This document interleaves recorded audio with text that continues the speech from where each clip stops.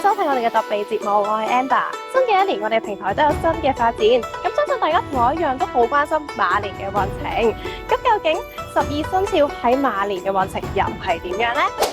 呢啲咁重要嘅話題，咁梗係唔係由我講啦。我哋有請到我哋嘅萬事通嘉賓主持孔爺，同埋孔雀王女弟子阿澤卡卡師傅，唔該晒兩位。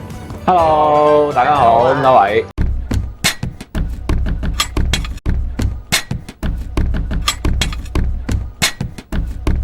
咁你今日請我過嚟，梗係想我講多啲關於2026年每一個生肖佢哋最重要，佢哋要注意啊同運程之間嘅嘢啦。冇錯啊。不如我一開始我就係嚟緊就係本命年裏邊嘅馬年開始講啦。好啊。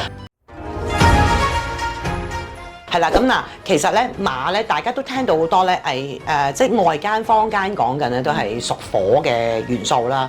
咁其實咧喺馬年裏邊咧，咁啊馬呢個屬性咧個火勢係特別旺盛嘅，因為馬係屬午火㗎，咁所以咧形成咗喺紫微斗數咧有個伏任嘅局面啦。咁火氣過旺咧，其實就會導致到咧嗰個急速同衝動性嘅能量會特別大㗎。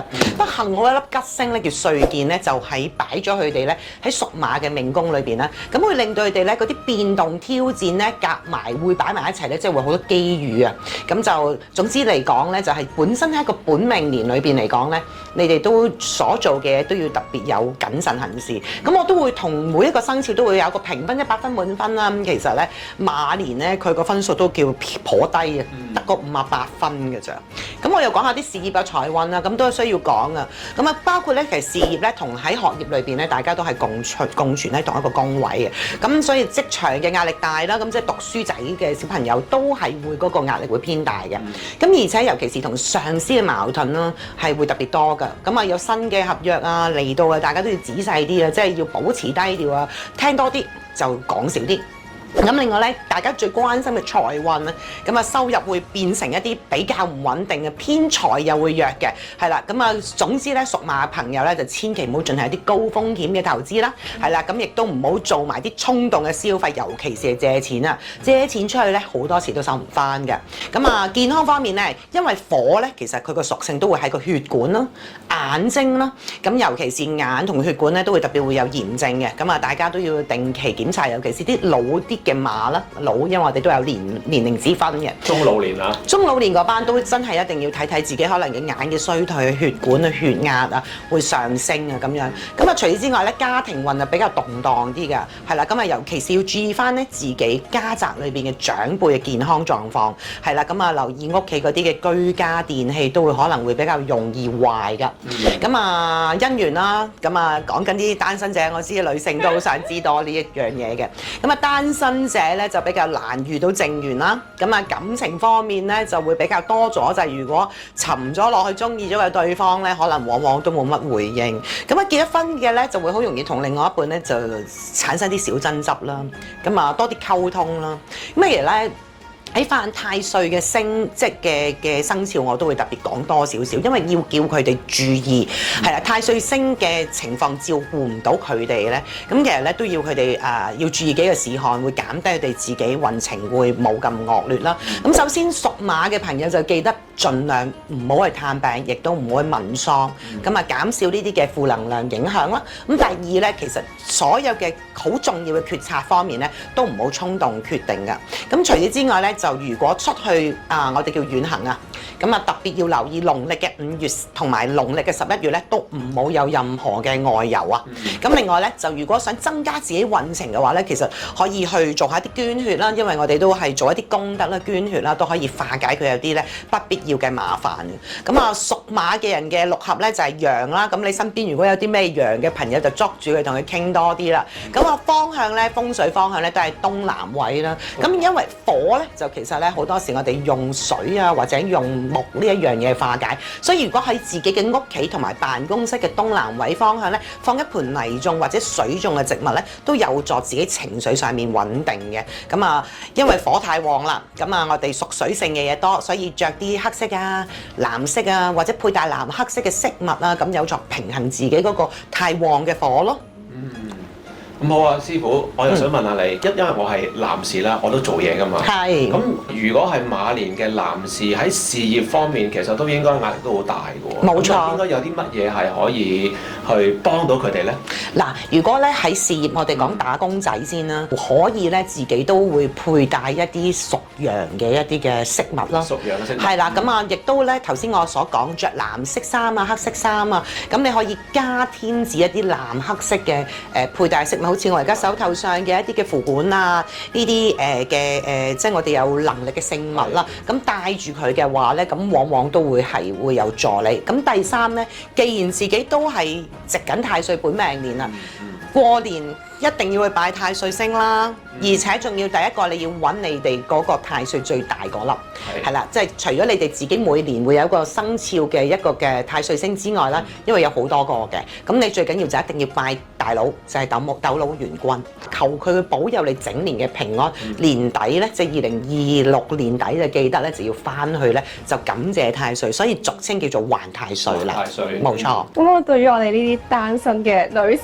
嚟講咧，最關心嘅就一定係未來嘅呢一年嘅感情運方面啦。係如果想拍拖結婚啊，揾到真命天子嘅話，需要注意啲咩咧？始終今年咧，佢哋個感情運嘅分數唔高啊。頭先我都講啦，單身者就難遇正緣啦。咁如果今年裏邊真係好想拍拖嘅，心存拍散拖嘅心態。咁如果我哋真係好想已經同一啲好有穩定性嘅伴侶想結婚嘅話咧，其實係恭喜佢嘅，因為當自己如果犯太歲嗰一年，我哋就係有一句説話叫一起衝三殺。咁如果佢哋喺呢一年結婚的話咧，其實就會將自己犯太歲嘅問題就會迎刃而解㗎啦。咁即係話馬年嘅朋友如果有拖拍嘅話，就可以考慮下結婚啦。冇錯啦，聰明。好，我哋嚟到屬羊嘅運程咯喎。如果屬羊嘅朋友仔喺馬年入邊有啲咩要注意咧？卡卡師傅，其實唔好講注唔注意咧，你知唔知屬羊咧？其實喺12生肖今次咧嚟講咧，佢行到好高分，我咪有分數去比嘅。100分裏邊咧，佢個運程有82分㗎，係啦。因為點解咧？其實咧，頭先我講咗咧，馬年佢係屬火㗎嘛，咁羊年咧其實佢係未土啦，咁佢咧就而且佢又得到一個太歲星嘅扶持，紫微斗數咧就最緊要嗰啲大吉星、紫微啊、龍德啊，喺晒佢嗰個生肖裏邊，所以佢貴人超強嘅，係啦。不過咧最衰咧，佢有粒唔係太好嘅細煞星咧，叫做咧係暴敗。暴敗其實呢粒星咧係等於即係有小人暗算你咁樣。身邊有冇朋友係屬羊㗎？好彩就冇啫。唔係佢嘅問題，即係唔係你問題啊嘛。如果有嘅話咧，咁都提一提佢哋。哇，你運程好好，不過你要留意翻自己會俾小人暗算咯。咁都會講下佢哋嘅事業運啦，因為佢哋有大貴人相助，所以咧佢哋嗰個職場咧嘅發展會好順利，而且咧打工會好有機會升職啦。咁當然佢一定要好勤力啦。如果成日都要匿埋，財幾好。事業先係啦，財運都係好嘅。咁但係如果你自己咁冇機會咧，成日匿埋一角咧，唔去見人嘅話咧，咁佢就好難咧去即係攞到佢好運啦。因為佢個運程係會可以拓展嘅新業務，即係有新嘅機遇同埋轉換佢自己嗰個運程嘅跑道。咁你講緊財運啦，咁啊正財，哇！咁你事業咁好啦，又肯行出去嘅話咧，咁正財就一定有增長㗎啦。咁而且咧，佢哋有咁大吉星喺度相助咧，所以佢哋嗰個投資咧又可以有一啲比較合理嘅回報啦。咁但係咧，好運有陣時就，太勁啦！即係自己會好想啊，我又再發展下買下多啲嘢咧。其實今次就唔好，今年又唔係幾好，因為個年唔係太好咧，咁佢就健康下收下啦嚇，就唔好咁擴張。咁啊健康運咧就唯獨是咧就只係嗰個胃啊、腸胃啊嘅問題。咁因為有錢賺嘅情況下，我就不如約埋朋友3、5知己出去食嘢啦。咁就會有好多唔同嘅應酬。咁有應酬之下咧，就通常飲酒啊、食嘢啊、暴飲暴食啊，咁就影響到自己個腸胃上面保養咯，咁啊做啲運動啊，去維持翻自己嗰個健康嘅狀況。咁啊家庭上面你諗下，樣樣都幾好嘅。咁啊家庭和睦啊，結咗婚嘅朋友咧，即係同家人嘅相處咧，同埋親子關係非常融洽。而且咧，亦都會考慮到咧，即係會唔會再置業啦，或者將自己舊有嘅住宅啦，去改善自己嘅環境嘅。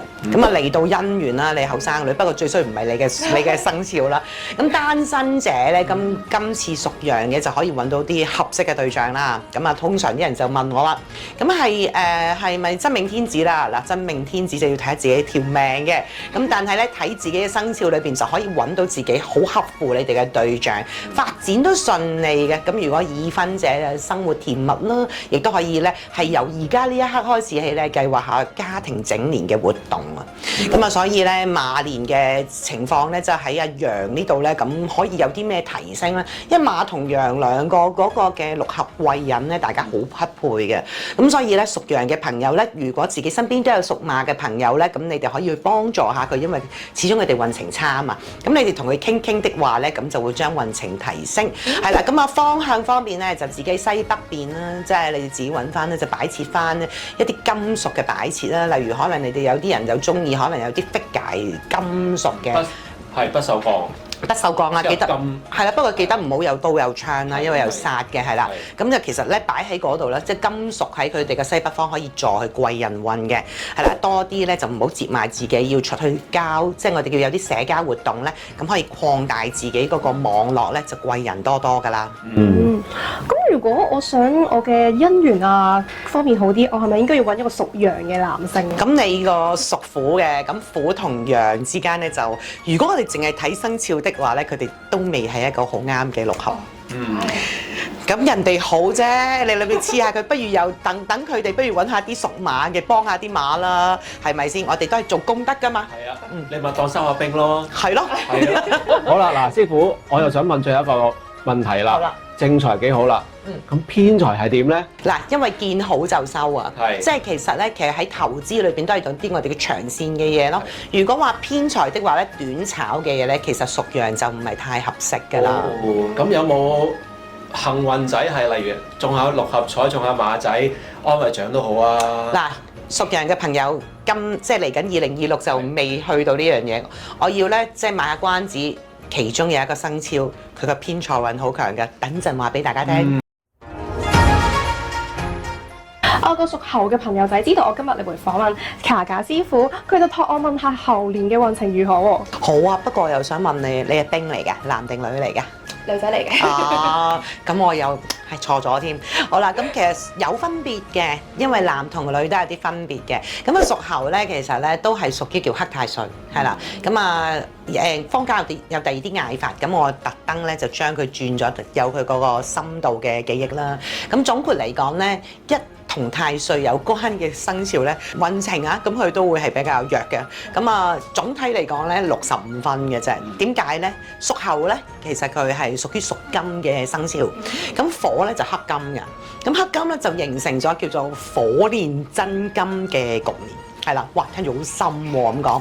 嗱，咁但係咧，亦都會有其他我哋唔同嘅計法啦。咁紫微斗數裏邊咧，亦都有驛馬。驛馬你知唔知係咩嚟㗎？聽得多唔知啊，驛馬即係會喐動嘅，係啦，會走嘅星啦，即係會比較頻密咯。咁所以咧，佢亦都咧會有一個黑星咧叫天狗。天狗係其實會即係好似喺個天上面會有一啲比較惡形惡相嘅感覺咧，去入嚟會令到佢有意外嘅。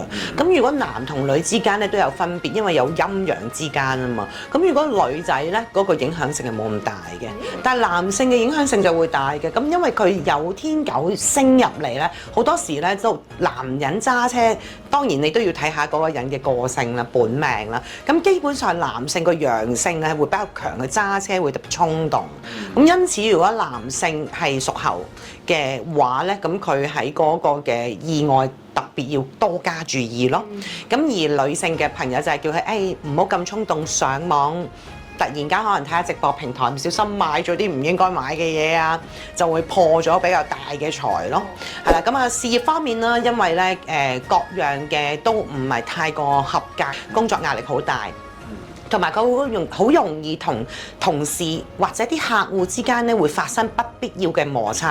呢啲摩擦佢嚟自自己嘅喎，就唔係話件事係好冇理據地要發生，佢突然間自己情緒好差嘅，會同人哋發生摩擦嘅，所以要保持自己咧一啲嘅思維上面唔好太高調，要低調啲啦。咁啊，亦都有機會因為有驛馬啊嘛，頭先我話走嚟走去，所以工作上面亦都會有可能被調職啦，或者會有外派嘅機會嘅。咁啊，財運嘅話咧，就因為又有天狗啦，男嘅咪話好容易有一啲嘅即係可能路面上意外，女人好中意買嘢而令到自己破財，所以會有財來財去，唔容易儲錢咯。咁啊，亦都喺一啲投資上面要保守啲嘅，因為會自己眼光會特別差嘅。咁啊，同埋呢個年份咧，咁屬猴嘅朋友咧會特別會俾人問借錢，借一借冇回頭嗰個嘅情況嘅。係啦，咁健康因為佢我都講咗一個係佢係一個金咧，金通常都係同個呼吸道系統有關嘅。咁啊，食煙嘅朋友要特別即係可能戒下啦。咁啊，亦都避免自己太過勞啊、過勞啊。係啦，咁啊要即係出外嘅時間都要注意交通安全啊。你諗下都係好多嘢要注意啊。咁啊，屋企亦都會特別多爭執啦。咁大家都要多多包容啦。咁啊，亦都要注意下啦，即係屋企可能跳掣電器啊呢啲咁嘅情況啦。咁感情方面啦，就特別多咗就係，尤其是而家暗戀緊想追人嘅話咧，你會發現咧9曲13彎先轉得到嘅。咁而且單身嘅朋友咧，尤其是佢桃花係特別弱嘅，係啦。咁已婚嘅人士，因為咧今年裏邊即係2026年裏邊嚟講，佢驛馬強啊，佢工作可能會成日往外走啊，所以會少咗同屋企人陪伴嘅時間，多啲就陪伴屋企人啦。咁啊，亦都會講翻啦。咁喺屬猴啦，因為頭先你話想嫁俾屬羊嗰啲人噶嘛，咁猴佢都會有佢自己啱配匹配嘅生肖嘅。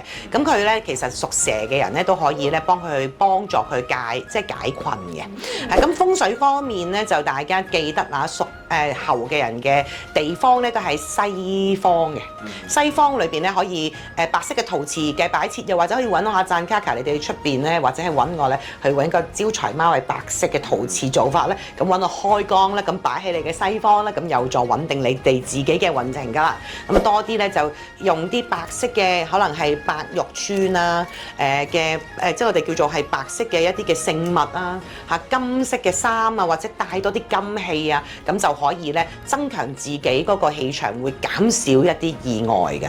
啱啱聽卡卡師傅你講啦，屬猴嘅朋友仔咧感情運好似麻麻地喎，但係我個屬猴嘅女仔 friend 又好想出鋪，係咪冇機會㗎啦？咁屬猴嘅朋友佢最緊要嘅風水方向咧就係佢個西方啊嘛。如果佢真係好想出鋪嘅話，喺佢嘅西邊揾一個白色嘅花樽，就不停整年去換一啲粉紅色嘅花，用水種嘅話咧，即係出鋪嘅機會率更高嘅。哦，粉紅色嘅花。係。有冇話啲咩花咧？